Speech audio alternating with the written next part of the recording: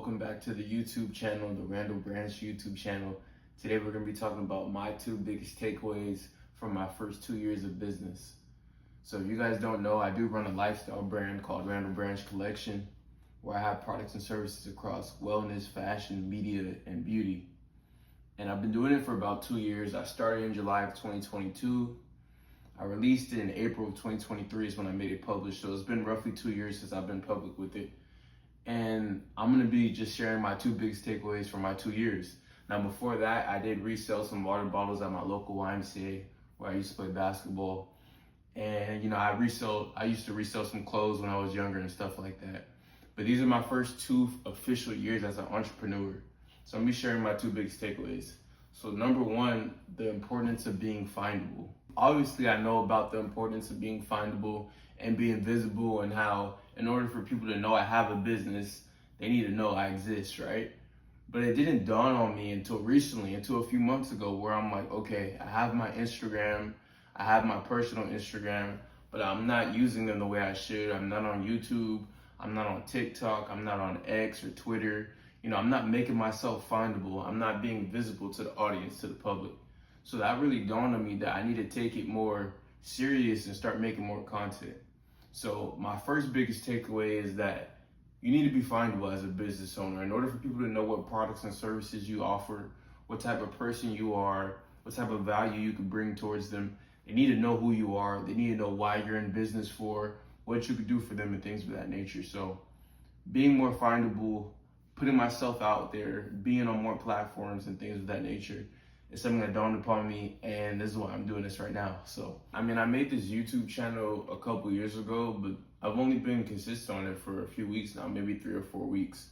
So oftentimes when we find out later on, oh, we should have been doing this, we should have been on YouTube, like me, I should have been on YouTube, or I should have been being more consistent with content. We start thinking about missed opportunities and potential missed growth opportunities and things like that. But I don't even look at it like that, because now I'm here. I'm not going to worry about the past. I'm just going to focus on getting better. So yeah, did I miss out on some time by not being as consistent with social media as I should have been? Yes. But I also look at it more as like a growing opportunity, and me being able to now take advantage of the position I'm in, to have the wherewithal to know, okay, you can't do that the way you were doing that. It was a mistake, learn from it and move forward. So I don't look at, my past failures in business as, missed opportunities or as failures, really. I just look at it as lessons. And honestly, it's like the quicker that we fail, the quicker that we could learn and then make adjustments for us to be able to get to where we want to go to. So this is new for me, and this is something that I should have been taking serious right out the gate. As soon as I released my business, made my business public in April 2023, I should have been on YouTube. I should have been more consistent with content from the get-go, but I wasn't. But I finally woke up, so I'm not worried about that. I'm just focused on today and tomorrow and what I need to do going forward. So yeah, it was some missed opportunities, but I'm glad I learned my lesson relatively early in my business career. And the power of being findable and being visible is so important. When I first started with my business, I started with the clothing, and I didn't get into the wellness, the media, or the beauty sectors yet, but I did have my clothing. And the only people that were really purchasing from me or even knew that I had a business were the people that were in my vicinity, my friends, my family, the people I go to school with. So by utilizing social media, I'm able to reach a wider range of people and be able to put myself out there to more people.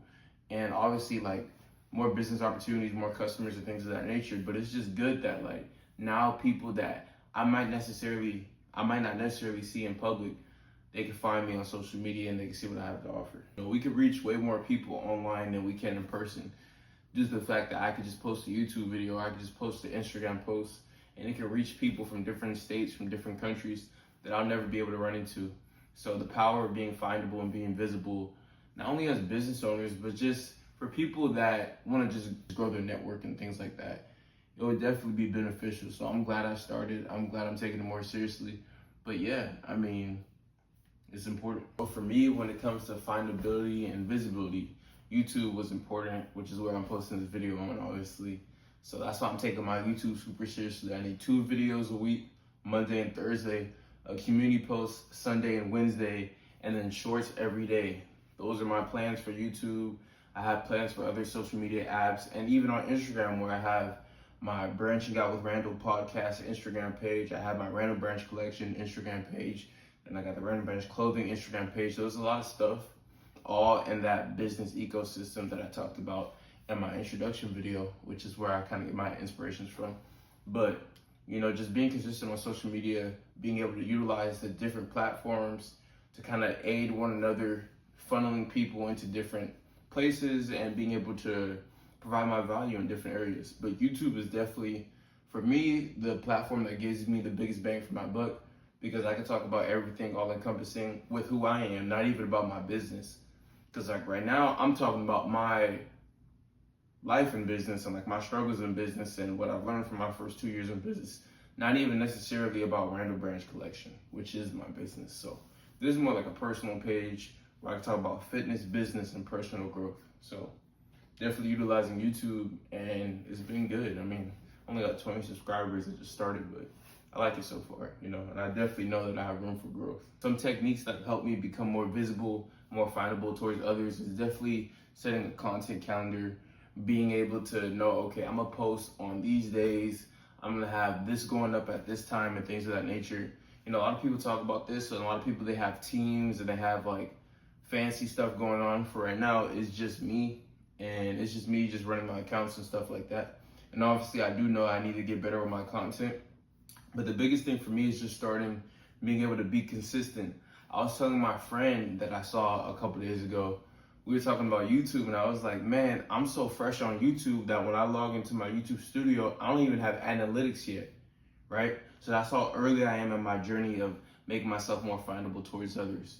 And sometimes we forget about that. We look at big YouTubers, or we look at people who are doing really well for themselves, and we think, okay, but like they started at the same levels that we have to start at, which is at 0. So I don't even have analytics on my YouTube studio yet. So right now it's just about starting and being consistent. So yeah, number one lesson, being more findable as business owners. And even if you don't own a business, just if you want to broaden your array of network, you know, I think I talked in one of my last videos about how, you know, if people around you, they aren't on the same timeline as you, it's good sometimes to just leave them where they're at so you can stay focused and that you don't have negative people around you.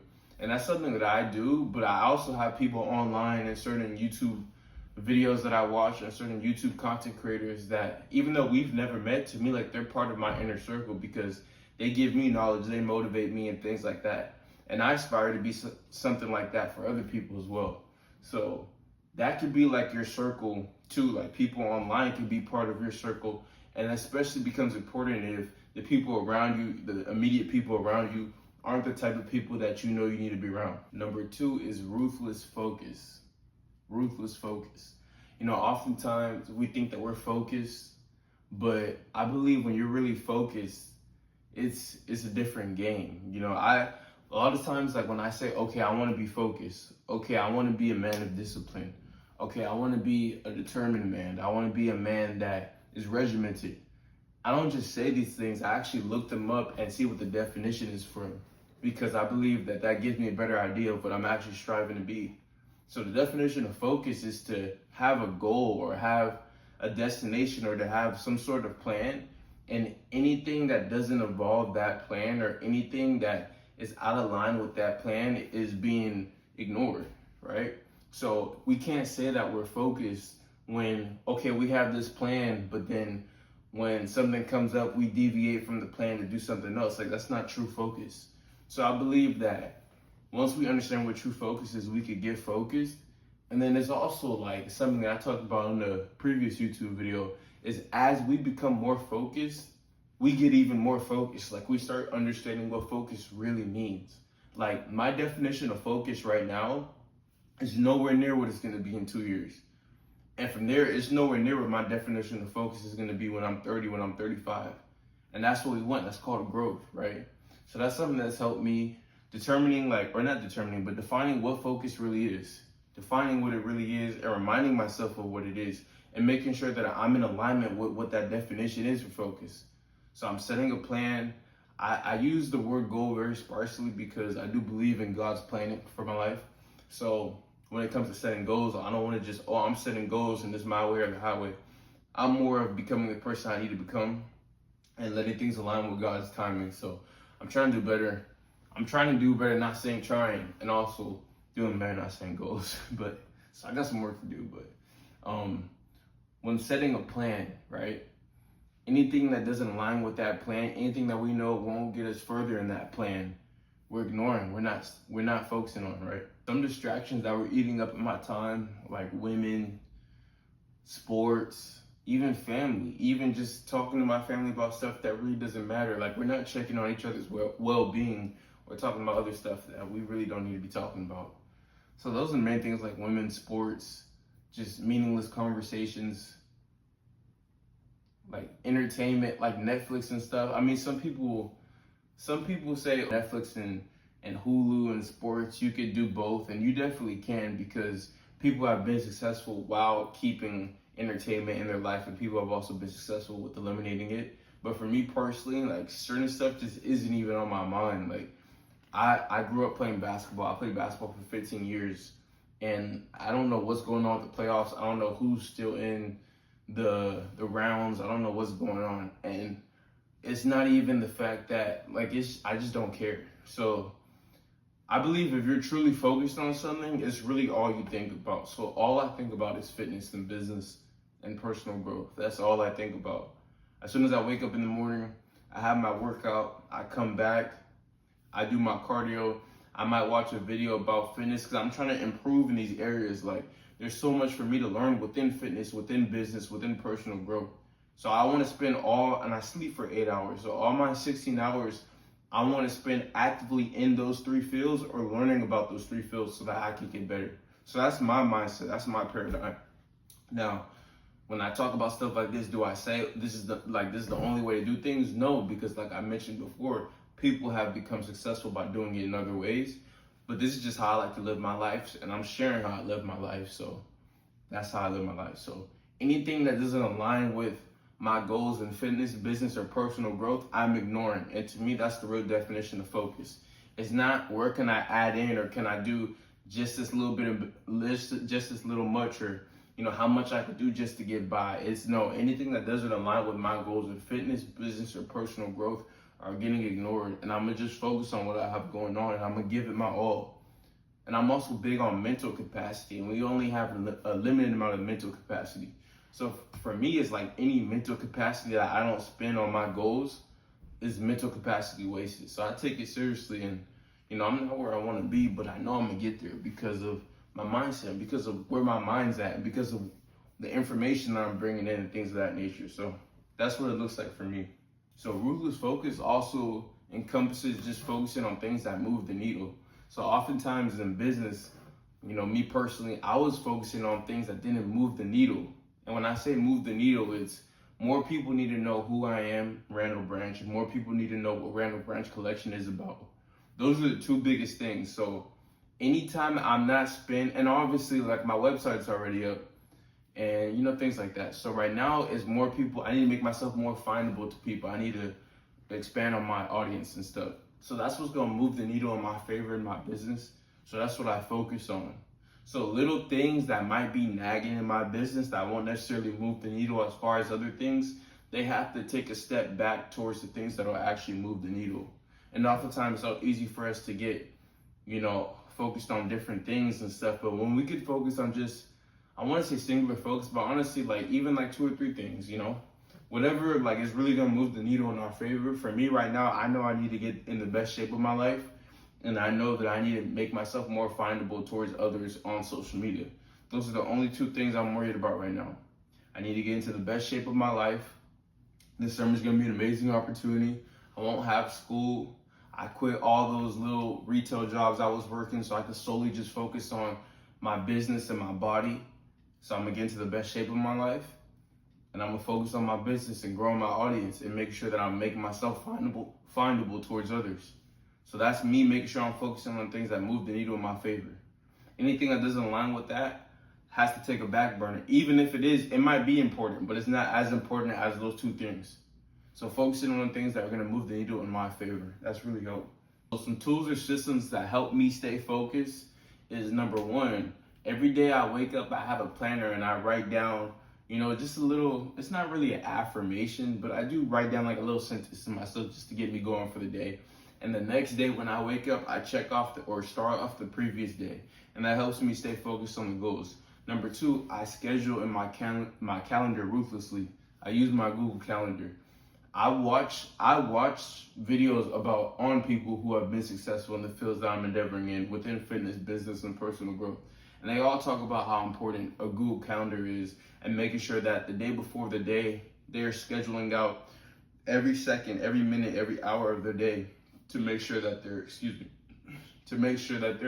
maximizing the time that they have in their day and making sure that they're spending the time that they have in the day, that limited amount of time, on things that are going to move the needle in their favor. So that's something that's helped me actually taking my Google Calendar seriously, making sure I'm checking off the days before in my paper calendar, that I'm making sure I'm taking care of business for the day before. So this is just me just sharing my journey for my first 2 years. I'm not a guru. Like, I'm not going to come on here and say, this is that, because I'm still learning as well. This is for me to document my journey.